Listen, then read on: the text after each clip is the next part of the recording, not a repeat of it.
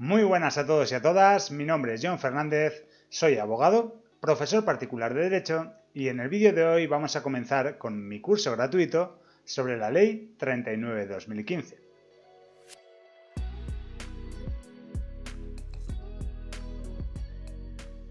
Tal y como veis en pantalla, el vídeo de hoy es completamente diferente a lo que os tengo acostumbrados.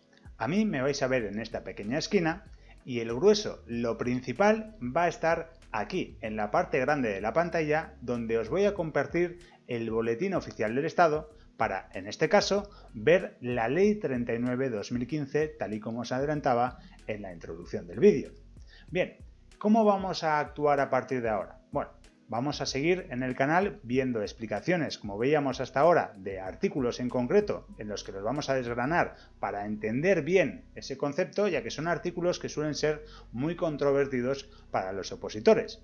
Pero aparte de eso, vamos a comenzar esta serie de cursos que, si os parece bien, podemos continuar en el canal. En esta ocasión, y puesto que la Ley 39/2015 suele ser de las más complicadas, he decidido empezar por aquí. Empezar a ver la Ley 39/2015 de 1 de octubre del Procedimiento Administrativo Común de las Administraciones Públicas. Y he decidido hacerlo así, ya que considero que puede ser muy práctico para vosotros, ya que es como suelo estudiar yo las normas. Aquí nos reuniremos y será como una pequeña charla.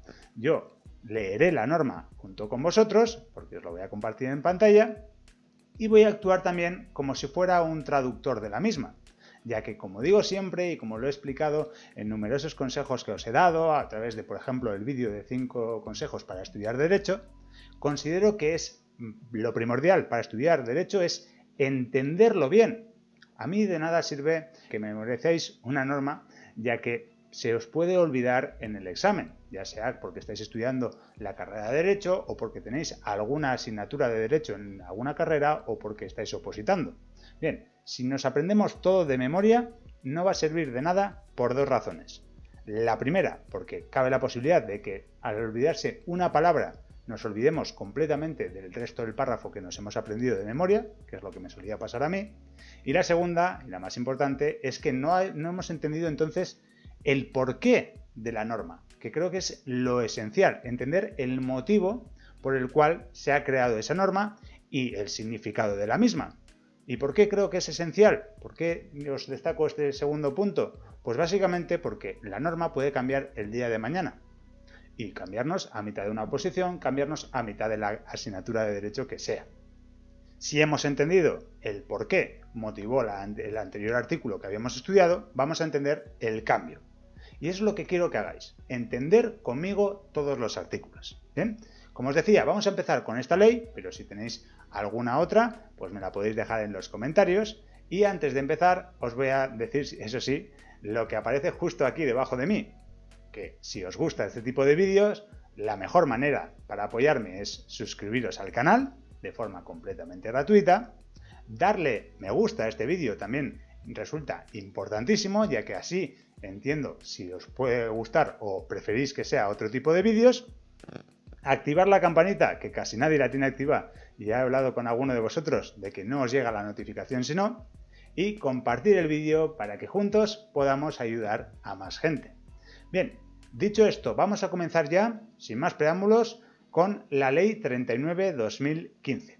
Como os decía, vamos a ir leyendo entre todos todo lo esencial. Y antes de comenzar con el artículo 1, quiero destacar varias cosas que muchos de los opositores no tienen en cuenta y que, a mi entender, resultan completamente imprescindibles de cara a un examen, sobre todo tipo test. ¿Y qué es? Pues lo primero, saberse bien el nombre de la norma que estamos estudiando. Ley 39/2015 de 1 de octubre del Procedimiento Administrativo Común de las Administraciones Públicas.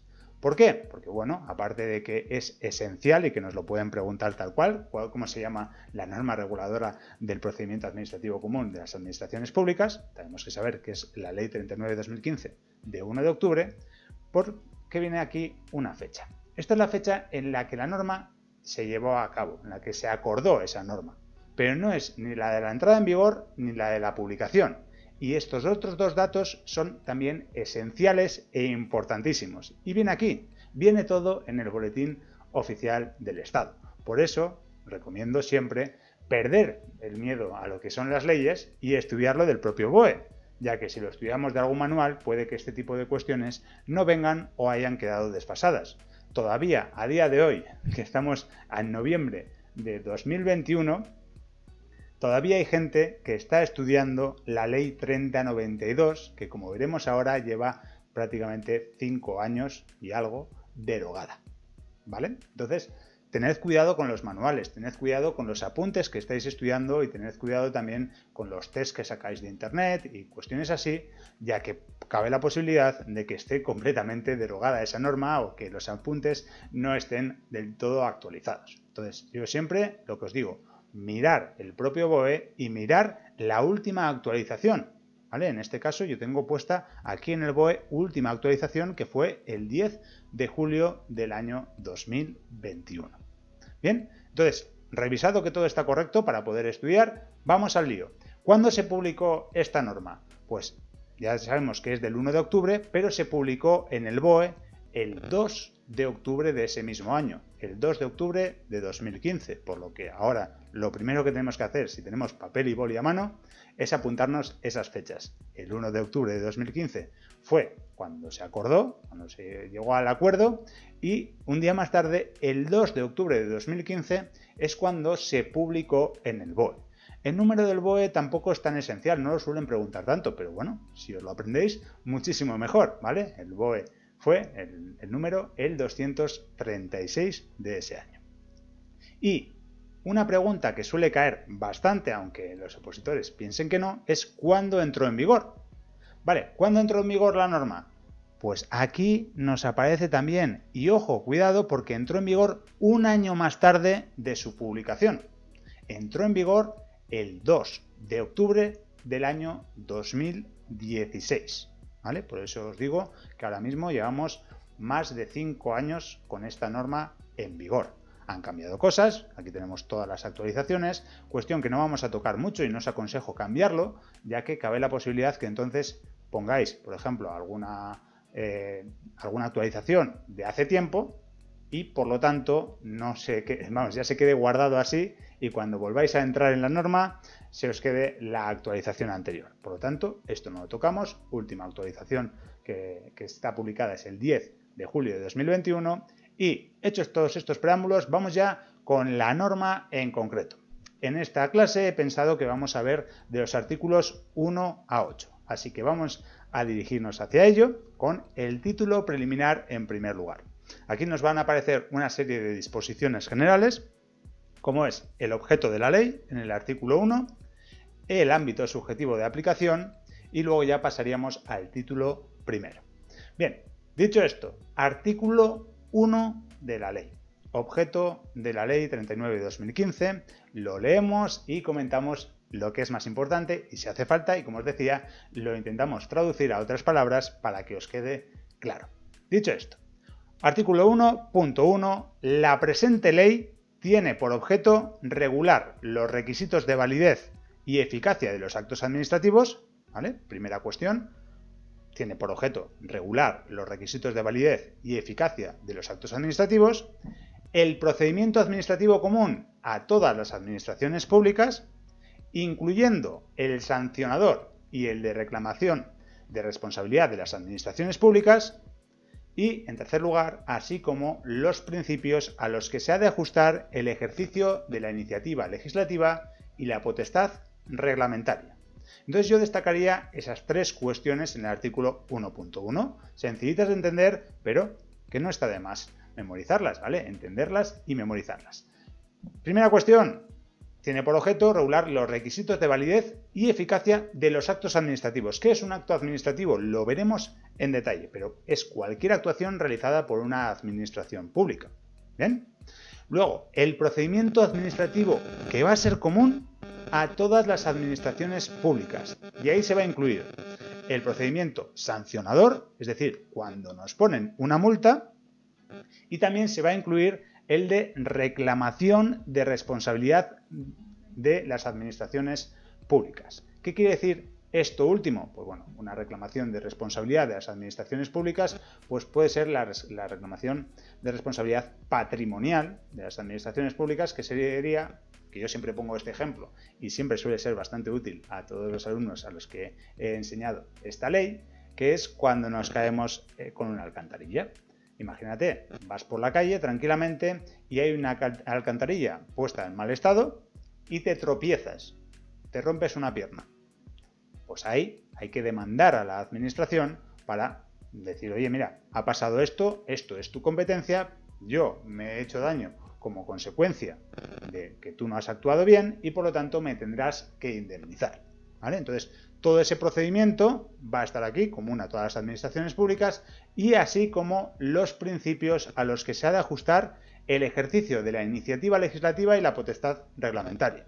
Ya he comentado en alguna que otra ocasión, en algún que otro vídeo anterior, que la potestad legislativa del Estado la tienen las Cortes Generales, pero el gobierno y las administraciones públicas se le deja cierto margen de actuación para poder incluir ciertas normas, por ejemplo, una ordenanza municipal, un reglamento, algunas leyes autonómicas. Bueno, ese tipo de cuestiones las puede hacer la administración pública, en ocasiones. Entonces, aquí vamos a ver también los principios a los que se han de ajustar a la hora de realizar esa iniciativa legislativa y potestad reglamentaria que tiene la administración pública. Pero recordad, de cara al examen, el poder legislativo lo tienen las Cortes Generales. Una última cuestión acerca de este artículo 1.1 es que aquí vamos a ver el procedimiento administrativo común a todas las administraciones públicas, pero sin perjuicio de que luego alguna que otra ley en concreto modifique algo de lo que vamos a ver, ¿vale? Esto se va a aplicar prácticamente con carácter supletorio, a no ser que una ley establezca lo contrario. Y a esto que acabo de decir, precisamente es a lo que se refiere con este artículo 1.2. Aquí nos van a decir cuándo se va a poder modificar, o más bien dicho, mediante qué tipo de normas se va a poder modificar lo que veamos en la Ley 39/2015, ya que en caso de que no haya modificación, esta ley va a misa. Bien, lo leemos. Primer apartado de este artículo 1.2.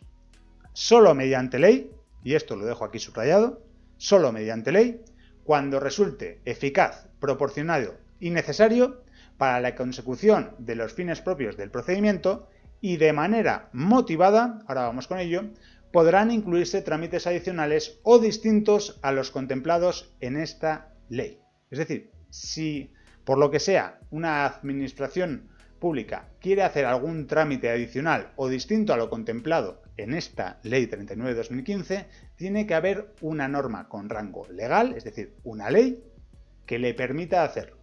Si no, no puede añadir un trámite adicional, por ejemplo, a lo que vamos a ver cuando veamos todo el procedimiento administrativo común de las administraciones públicas, ¿vale? Entonces, solamente mediante ley y cuando resulte eficaz, proporcionado y necesario, y ojo a esto, y de manera motivada. Esto lo he explicado 100.000 veces, pero cabe la posibilidad de que todavía no sepamos ese término.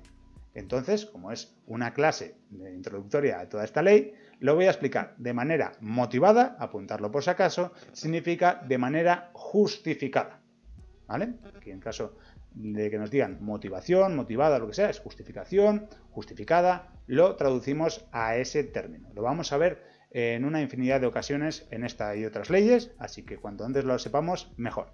Entonces, para que se puedan añadir un trámite adicional, pues tiene que estar de manera justificada. Pero cabe la posibilidad de que no sea solo mediante ley, sino que reglamentariamente, es decir, en la pirámide jerárquica de las normas tenemos la Constitución, luego las leyes, que no hay distinción entre leyes orgánicas y ordinarias, la distinción es sobre la materia, no jerarquía, y luego tendríamos reglamentos. Entonces, por reglamento se puede establecer especialidades del procedimiento referidas a los órganos competentes, plazos propios del concreto procedimiento, por razón de la materia, formas de iniciación y terminación, publicación e informes a recabar. Entonces, ¿qué haría yo en este artículo 1.2? Pues cogería y pondría ley. ¿Qué puede modificar la ley? Y pondría pues eficaz, proporcionado y necesario y motivado. Pues trámites adicionales o distintos. ¿Vale? Es nos tiene que quedar claro. La ley modifica los trámites que vengan en la ley 39/2015. Y para otro tipo de cuestiones, como por ejemplo plazos o formas de iniciación y terminación, publicación, informes a recabar, pues se podría hacer mediante reglamento. Entonces pondría reglamento, puede modificar plazos, formas de iniciación, tramitación, publicación e informes a recabar. Bien, ¿entendido el artículo 1 entero? ¿Bien? El objeto de la ley, de esta ley 39/2015. Espero que sí. La diferencia con las diferentes clases que he dado es que pues tenía ahí un feedback que la gente me iba contestando y me iba preguntando sus dudas, pero aquí, al no ser en directo, lo que vamos a hacer es que me vais a poder preguntar vuestras dudas en los comentarios. Si, por ejemplo, no os ha quedado claro qué significa el procedimiento administrativo común a todas las administraciones públicas, por favor, dejadme un comentario y lo que haré es, hay varias preguntas, es hacer un vídeo nuevo simplemente contestando a las dudas de los vídeos anteriores. Es decir, haré varios vídeos de este curso y si tenéis alguna duda, me decís, me preguntáis y luego haré un vídeo explicando, sin perjuicio de que os conteste. Bien, segundo artículo, ámbito subjetivo de aplicación, última disposición general, solo hay dos, ¿vale? Ámbito subjetivo de aplicación, muy sencillito si lo entendemos a la primera, pero se puede complicar bastante si no le hacemos caso, que es lo que suele ocurrir. Bien, ¿cuál es el ámbito subjetivo? ¿Vale? Es decir, ¿a quiénes afecta? Pues la presente ley, como nos dice el artículo 2.1, se aplica al sector público y el sector público comprende lo siguiente. A. La Administración General del Estado. B. Las administraciones de las comunidades autónomas. C. Las entidades que integran la administración local. Y D. El sector público institucional. En cuanto a los primeros, creo que no puede haber ningún tipo de duda, es decir, cualquier tipo de administración, ya sea general del Estado, de la comunidad autónoma o de local, pues por ejemplo un ayuntamiento. Y en el segundo, en el punto D, cabe la posibilidad de que nos surja alguna duda de qué significa el sector público institucional. Pues muy bien, el apartado 2 nos lo aclara. Nos dice, el sector público institucional se integra por cualesquiera organismos públicos y entidades de derecho público vinculados o dependientes de las administraciones públicas, es decir, que tengan una vinculación o una dependencia a cualquiera de las administraciones que hemos visto en los puntos A a C, y también las entidades de derecho privado, ¿vale? No solo de derecho público, sino las de derecho privado, que estén vinculadas o sean dependientes de las administraciones públicas también, y estas quedarán sujetas, ojo a esto, a lo dispuesto en las normas de esta ley que específicamente se refieran a las mismas y en todo caso cuando ejerzan potestades administrativas. ¿Bien? Esto, las entidades de derecho privado, si están vinculadas o son dependientes de las administraciones públicas, también. Y finalmente, el apartado C, que hay muchos opositores que sé que me siguen, que han hecho alguna oposición a las universidades públicas, también se les aplica esta ley 39/2015 y por lo tanto también les entra esta ley. Bien, serían las universidades públicas que se regirán, ojo a esto, primero por su normativa específica, es decir, si hay algún trámite diferente en la normativa específica de la universidad pública en cuestión, primero se va a aplicar eso y supletoriamente, ojo, en caso de que no diga nada o en caso de que diga nos remitimos a la ley o a la legislación vigente, se va a aplicar la ley 39/2015. Si entendemos esto, tenemos mucho entendido este artículo 2 porque también, si todo va bien y queréis, explicaremos la ley 40/2015 y este artículo es exactamente idéntico. ¿Vale? Entonces, tenemos que entender qué es la administración pública, más bien qué es el sector público. ¿Vale? Aquí nos viene explicado al detalle. En el punto tercero, ¿qué tenemos que tener en cuenta? Pues muy bien, nos dice, tienen la consideración de administraciones públicas la Administración General del Estado, las administraciones de las comunidades autónomas, las entidades que integran la administración local, así como los organismos públicos y entidades de derecho públicos previstos en la letra A del apartado 2 anterior. Básicamente, lo que acabamos de comentar. Y en el punto cuarto nos dicen que las corporaciones de derecho público se regirán por su normativa específica en el ejercicio de las funciones públicas que le hayan sido atribuidas por la ley o delegadas por una administración y supletoriamente por la presente ley. Nuevamente aquí nos dicen que las corporaciones de derecho público se le va a aplicar esta ley, pero de manera supletoria. Primero, si hay alguna ley que integra o que se rige esa corporación de derecho público, pues primero vamos a esa ley. Y en todo caso, de forma supletoria o subsidiaria, también se suele decir, pues se aplica la ley 39/2015. Bien, disposiciones generales, título preliminar, entendido espero. Bien, quedo a vuestra disposición en los comentarios. Vamos ya con el título 1, vamos ya con un poquito de chicha, vamos con un poquito de meneo, vamos a entrar ya de lleno en lo que son los interesados. Mucha gente empieza a estudiar la norma por el procedimiento administrativo, porque, claro, en bases de muchas oposiciones dicen, pues mira, lo que tienes que estudiar es el procedimiento. Vale, estudio el procedimiento. Y entonces me dicen, interesados. Y digo, pues vale, pues interesados será cualquier ciudadano. Pues no, ¿vale?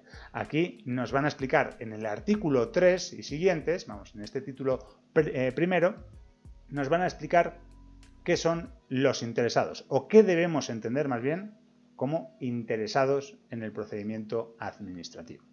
Bien, empezamos por el principio. Capítulo 1, la capacidad de obrar y el concepto del interesado.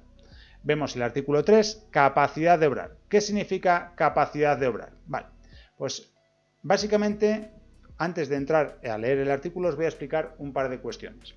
Existe la capacidad jurídica y la capacidad de obrar. En primer término, la capacidad jurídica es la capacidad que tiene cualquier persona por el mero hecho de haber nacido, estar vivo y de ser titular de derechos y obligaciones. Es decir, por ejemplo, un niño de 5 años puede de repente heredar 1 millón de euros de sus padres. De sus padres, desgraciadamente, fallecen y hereda el niño. Podría ser, y podría ser perfectamente titular de esos bienes, ¿vale? Con las obligaciones inherentes al propio título. Vale, perfecto.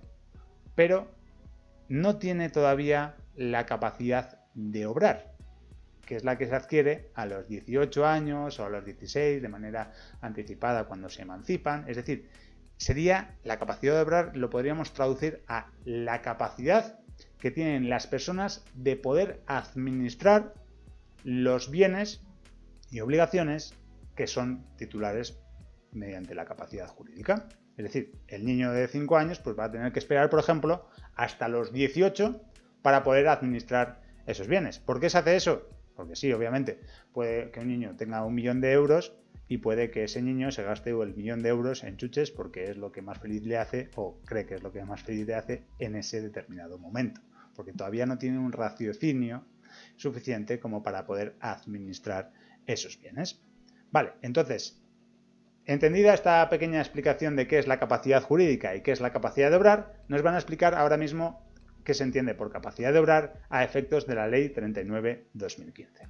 Nos dice, a los efectos previstos en esta ley tendrán capacidad de obrar ante las administraciones públicas, es decir, podrán actuar y podrán hacer valer sus derechos ante las administraciones públicas, las personas físicas o jurídicas que ostenten capacidad de obrar con arreglo a las normas civiles, que es lo que os adelantaba, principalmente con 18 años o menores de edad que estén emancipados, y también tenemos los menores de edad para el ejercicio y defensa de aquellos de sus derechos e intereses cuya actuación esté permitida por el ordenamiento jurídico sin la asistencia de la persona que ejerza la patria potestad, tutela o curatela.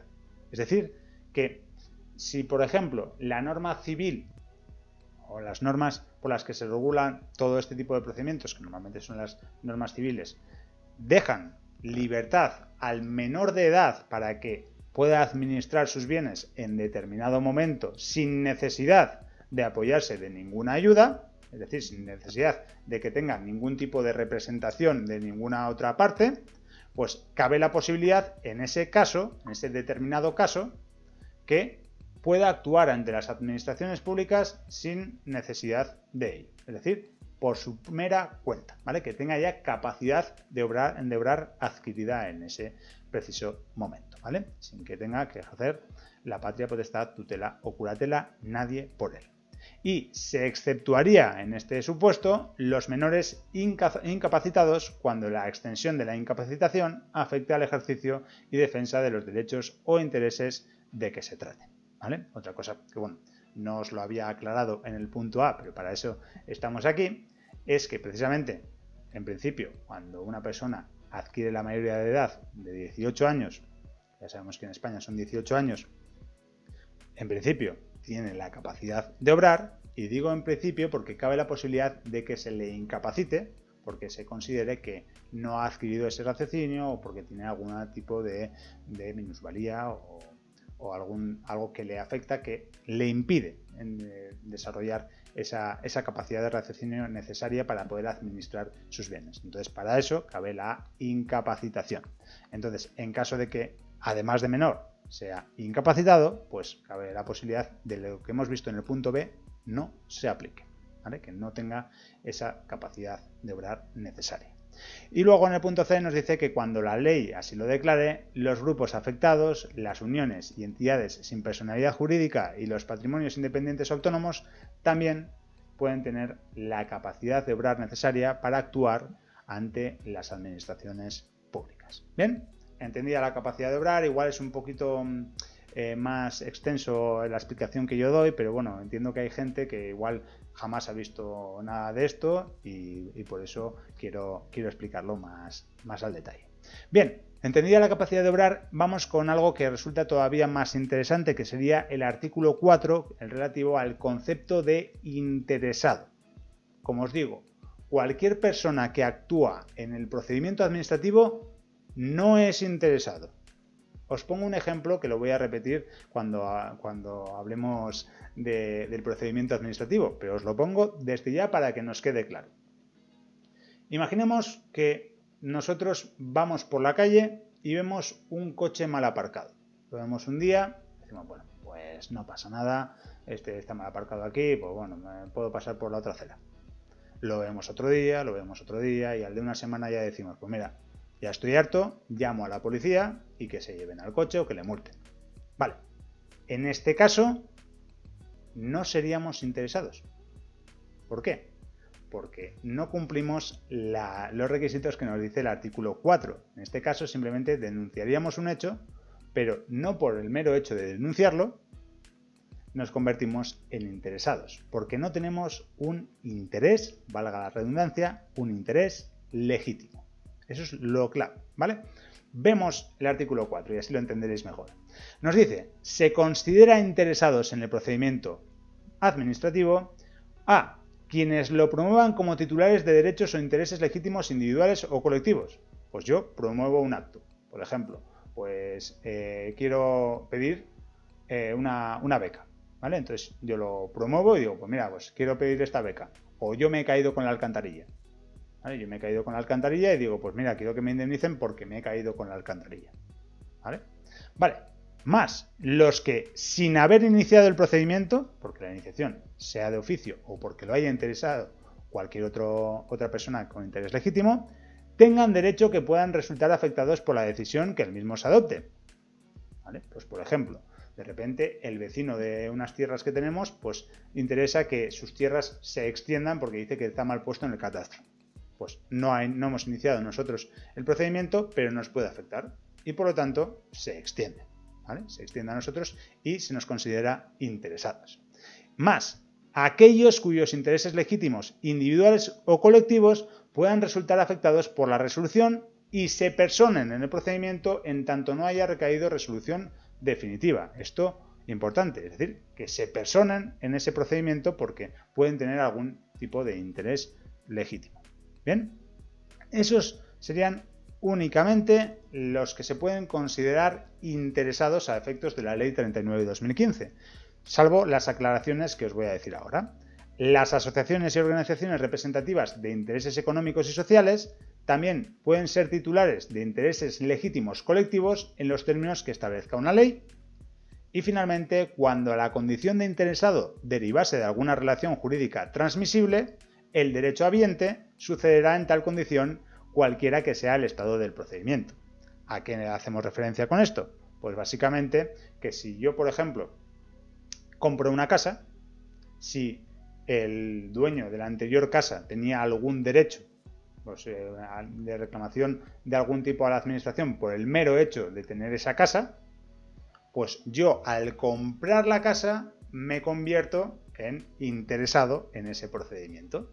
¿Por qué? Porque soy el derechohabiente, soy el que ha adquirido ese derecho de propiedad, ¿vale? Porque el derecho estaba en la propiedad y al adquirirla yo me convierto en interesado. Bien, artículo 4, entendido espero. Vamos con el 5, representación. Esto es básicamente cuando, pues, por ejemplo, por estar incapacitados o porque simplemente queramos que nos representen otra persona, nosotros somos los interesados, pero hay otra persona que actúa por nosotros, ¿vale? Esta sería la explicación sencilla, traducida al castellano moderno, ¿vale? Entonces, representación. Los interesados con capacidad de obrar, que ya lo hemos visto en el artículo 3, podrán actuar por medio de representante, entendiéndose con este las actuaciones administrativas, salvo manifestación expresa en contra del interesado.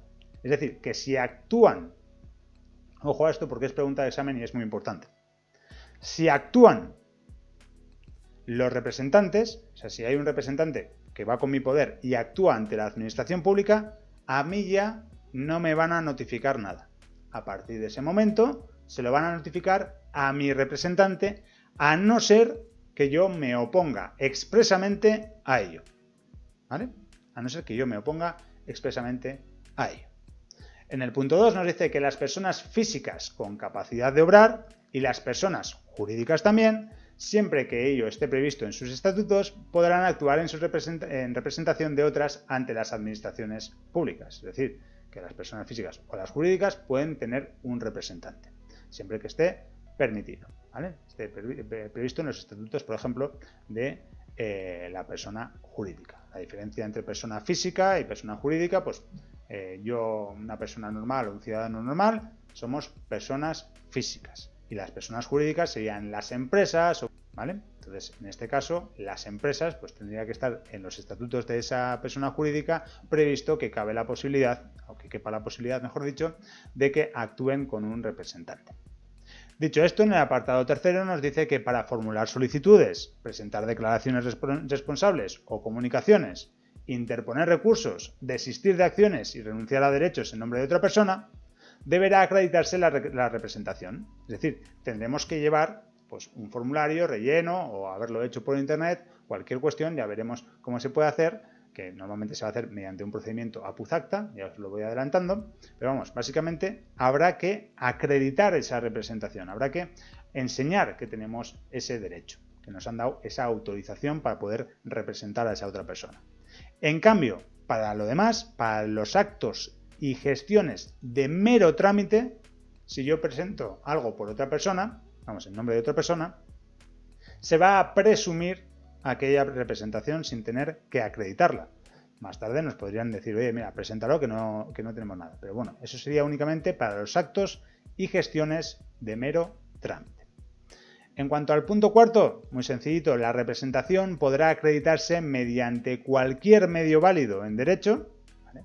Cualquier cuestión, normalmente eso viene en la ley de enjuiciamiento civil, cuáles son los medios válidos en derecho, pero bueno, mediante cualquier tipo de procedimiento, de acto, de voluntad, de expresión de la voluntad, vaya, puede acreditarse que existe esa representación y que deje constancia fidedigna de su existencia. Y a estos efectos se entenderá acreditar la representación realizada mediante apoderamiento APUZ acta. ¿Vale? El apoderamiento APUZ acta es muy sencillito, es simplemente acudir, pues en este caso, a la administración pública y decir, pues mira, quiero que a partir de ahora, autorizo que a partir de ahora esta persona me represente en las sucesivas actuaciones de este procedimiento. ¿Vale? Actualmente y a través de la sede electrónica se pueden hacer APUZ actas por vía telemática, sin necesidad de que sean presenciales, ¿vale? Con el certificado digital, si os interesa algún día, pues podemos hacer un vídeo acerca de ello. dejadme en los comentarios. Dicho esto, el apoderamiento a Puzacta efectuado por comparecencia personal, lo que os decía, o comparecencia electrónica, también lo que os estaba comentando, en la correspondiente sede electrónica o a través de la acreditación de su inscripción en el registro electrónico de apoderamientos de la Administración Pública competente. ¿Vale? Esos serían los medios más válidos. O sea, no es que valga más una cosa que otra, sino que los más habituales. ¿Vale? El apoderamiento a Puzacta a través de comparecencia personal o comparecencia electrónica o a través de la inscripción en el registro electrónico del apoderamiento de las administraciones públicas competentes. En el apartado quinto lo que nos dicen es que el órgano competente para la tramitación del procedimiento deberá incorporar al expediente administrativo acreditación de la condición de representante y de los poderes que tienen reconocidos en dicho momento. Esto lo estudiaremos más en detalle cuando veamos toda la ordenación del procedimiento, pero básicamente os voy adelantando. Todas las actuaciones llevadas a cabo por la Administración Pública y por nosotros en un procedimiento se ordena en un expediente administrativo. Entonces, la representación tiene que figurar en ese expediente administrativo. Y el documento electrónico que acredite el resultado de la consulta al registro electrónico de apoderamientos correspondiente tendrá la condición de acreditación a estos efectos.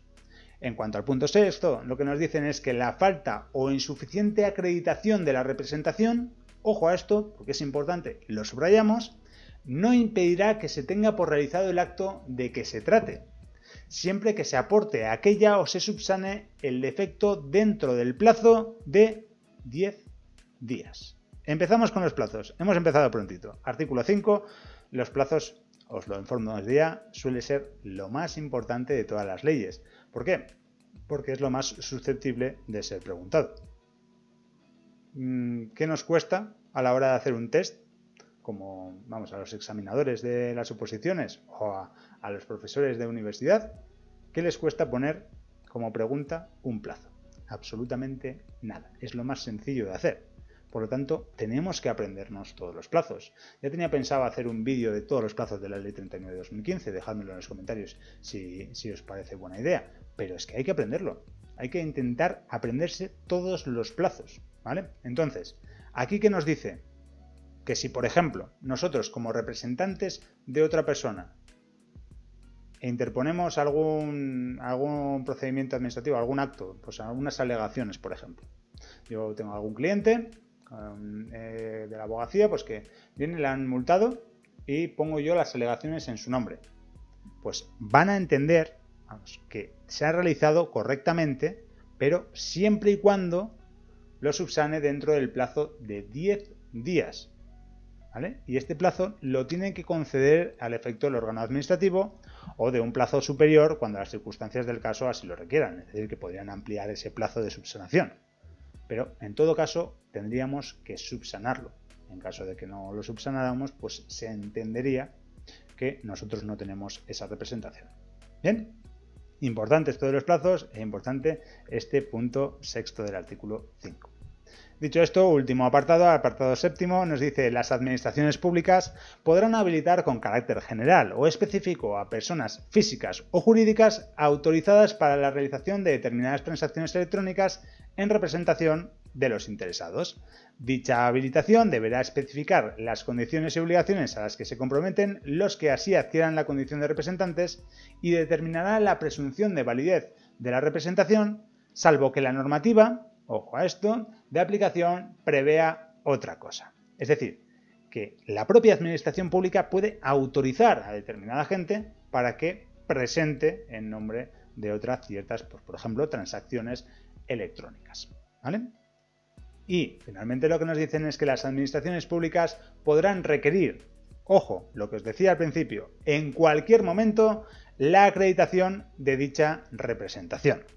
Y no obstante, siempre podrá comparecer el interesado por sí mismo en el procedimiento. Esto es importante, que en caso de que, por ejemplo, nosotros hayamos autorizado a una persona para que nos represente, no significa que sea de por vida, ni mucho menos. Podríamos, si de repente decimos, mira, yo no quiero más, ya no quiero que me represente más, podríamos incluso actuar nosotros en ese mismo procedimiento, aunque le hayamos dado la representación absoluta. ¿Bien? Dicho esto, registros electrónicos de apoderamiento, artículo 6.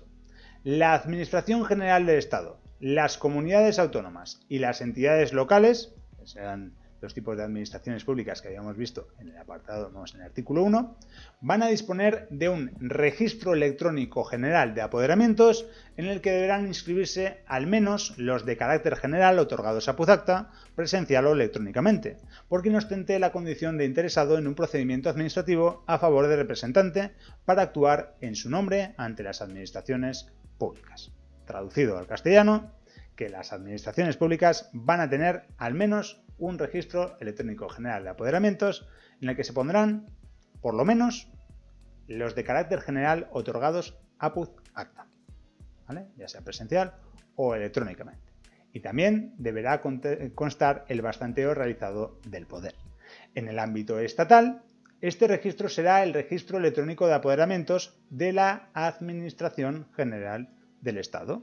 Y los registros generales de apoderamientos no impedirán la existencia de registros particulares en cada organismo donde se inscriban los poderes otorgados para la realización de trámites específicos en el mismo. Es decir, que por mucho que haya pues, algún registro electrónico de apoderamientos en alguna determinada comunidad autónoma, por ejemplo, no impide que el ayuntamiento también tenga otro tipo de registros, ¿vale?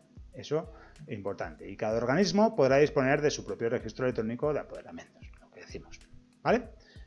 Punto 1 entendido. En el punto 2, los registros electrónicos generales y particulares de apoderamientos pertenecientes a todas y cada una de las administraciones deberán ser plenamente interoperables entre sí.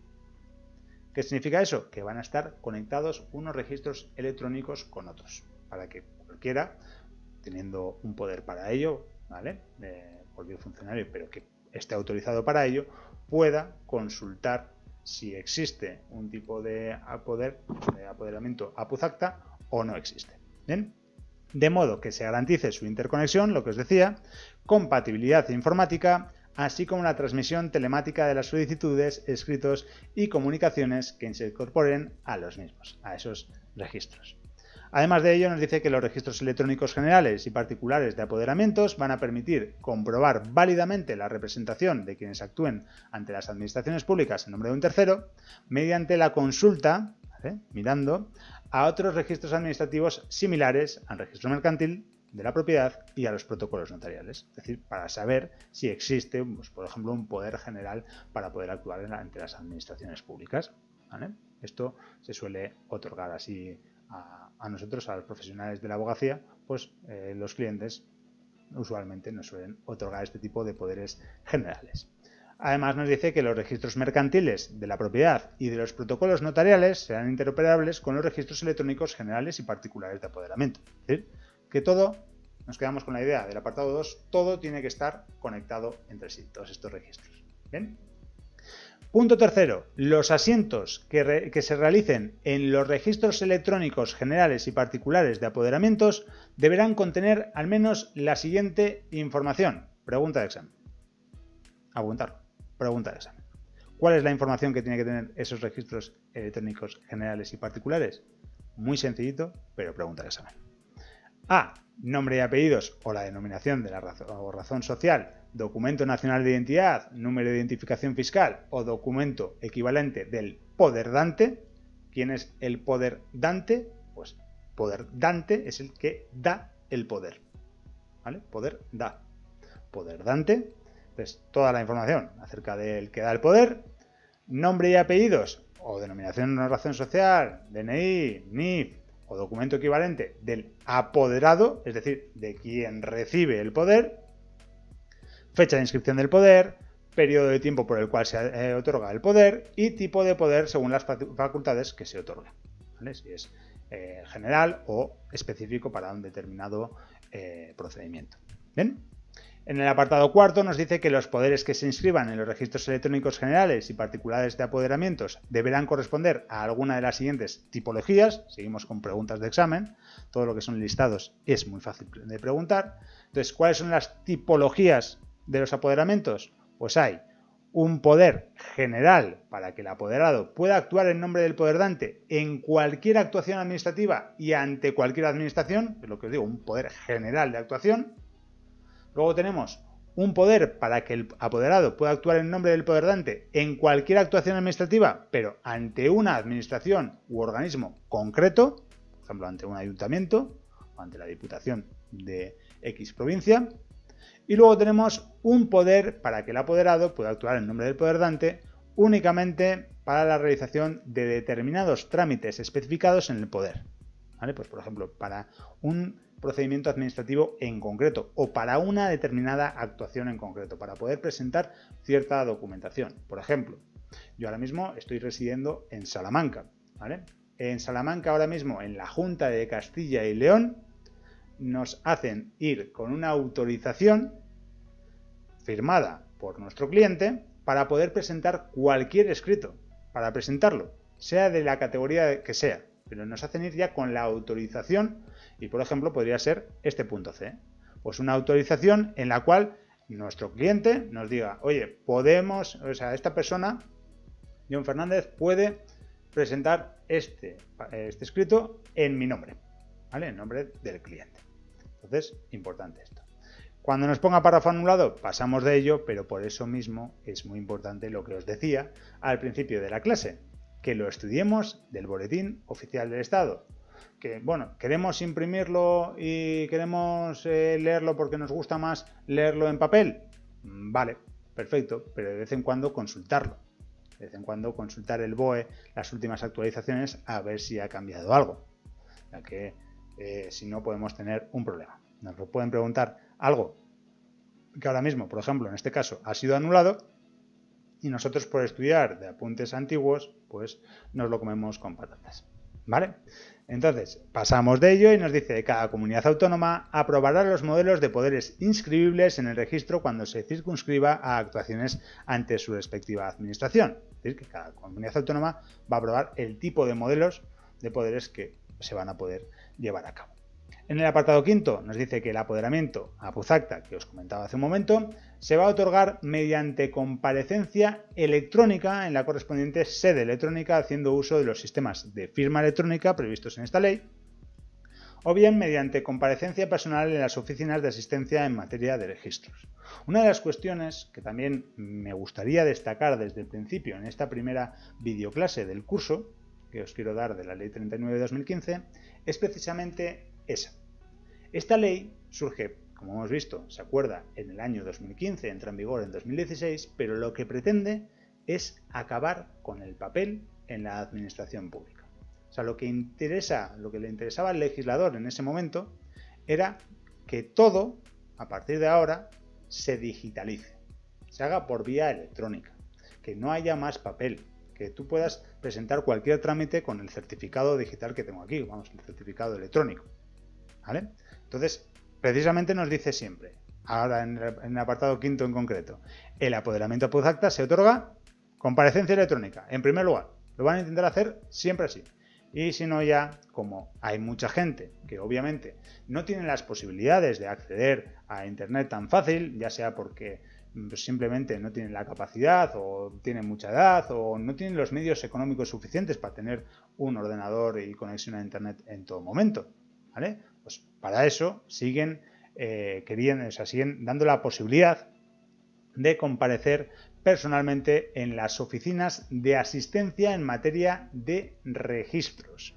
Pero es eso, ahí te ayudan para que lo puedas hacer mediante vía electrónica, porque como hemos visto aquí, son registros electrónicos de apoderamientos. Entonces, tú puedes acudir a una oficina de estas, de las que vienen aquí, oficinas de asistencia en materia de registros, y hay personal, normalmente funcionario, que te ayuda a la hora de tramitar ese procedimiento, ¿vale? En este caso, el apoderamiento apuz acta.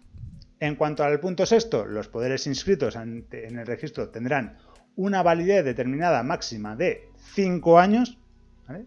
5 años, plazo, segundo que tenemos, antes eran 10 días, 5 años, subrayamos, bueno, apuntamos, importantísimo, lo ha dicho John en su clase, importantísimo, ¿vale? 5 años a contar desde la fecha de inscripción. Y en todo caso, en cualquier momento antes de la finalización de dicho plazo, el poderdante podrá revocar, es decir, quitarlo, lo que decíamos antes, que le puede quitar en cualquier momento al apoderado, o prorrogar el poder. Las prórrogas otorgadas por el poder ante el registro tendrán una validez determinada máxima de 5 años a contar desde la fecha de inscripción, que es exactamente lo que os acababa de contar. Bien, en cuanto al último punto, al apartado séptimo de este artículo 6, nos dice que las solicitudes de inscripción del poder, de revocación o de prórroga o de denuncia del mismo podrán dirigirse a cualquier registro, debiendo quedar inscrita esta circunstancia en el registro de la administración o organismo ante el que tenga efectos el poder y surtiendo efectos desde la fecha en la que se produzca dicha inscripción. Sencillito este apartado séptimo, así que no nos vamos a meter en detalles.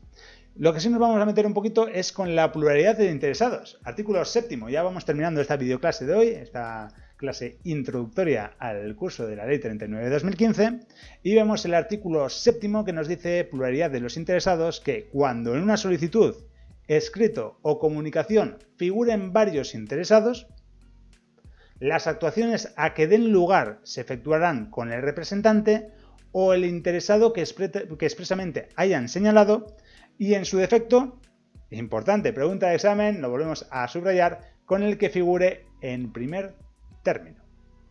¿Qué quiere decir esto? Pues si yo, por ejemplo, presento una solicitud que tengo que presentar con otras 10 personas, pues en principio lo que se va a tener en cuenta, las actuaciones que van a venir después, si todos somos interesados en ese procedimiento y estamos actuando de común acuerdo, ¿vale? Todos somos una de las partes interesadas, no es que haya 10 interesados que son diferentes partes, sino que una está compuesta por 10 personas, pues no les va a notificar la administración a los 10, ya que todo se considera una parte.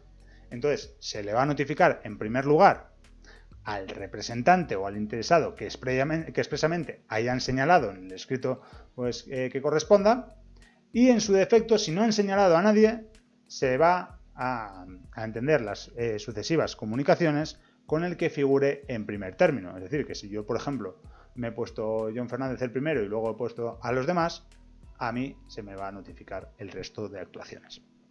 Bien, pluralidad de interesados, y terminamos la videoclase de hoy con el artículo 8. Nuevos interesados en el procedimiento. Ya hemos visto que cabía la posibilidad de que, aunque no nos personáramos en primer lugar, aunque no iniciáramos el procedimiento, nos podíamos personar después y seguir siendo interesados. Pues es lo que nos dicen. Si durante la instrucción de un procedimiento que no haya tenido publicidad, ojo, que no haya tenido publicidad, ahora vamos con ello, se advierte la existencia de personas que sean titulares de derechos o intereses legítimos y directos cuya identificación resulte del expediente y que puedan resultar afectados por la resolución que se dicte, se comunicará a dichas personas la tramitación del procedimiento.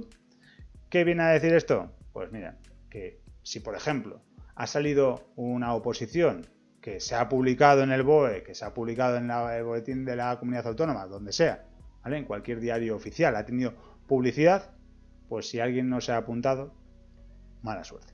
No le van a llamar a su casa y le van a decir, oye, que aquí hay una posibilidad de que te apuntes a un concurso de oposición, a una oposición. O, por ejemplo, que han salido unas becas. Oye, que nos hemos enterado que tú cumples todos los requisitos. Pues la administración no tiene esa obligación y en la práctica no te lo va a hacer, no te va a notificar de que existe y que cree que cumples los requisitos. Pero si, por ejemplo, hay un procedimiento que no ha tenido publicidad y de la instrucción del procedimiento, es decir, de la investigación, de la fase de instrucción del procedimiento, se entiende que tú tienes algún tipo de interés en ello, interés legítimo, pues la administración te lo va a comunicar. Un ejemplo de ello podría ser pues, el que os he puesto antes. Un vecino inicia un procedimiento en el cual dice que el catastro está mal y que tiene más metros cuadrados en su parcela. En ese caso, o sea, aunque no le haya incorporado como parte interesada o no nos haya incorporado a nosotros como parte interesada del procedimiento, si la administración ve de todo este tipo de procedimientos, vamos, de toda la instrucción, nos identifica como interesados, pues nos lo tiene que comunicar.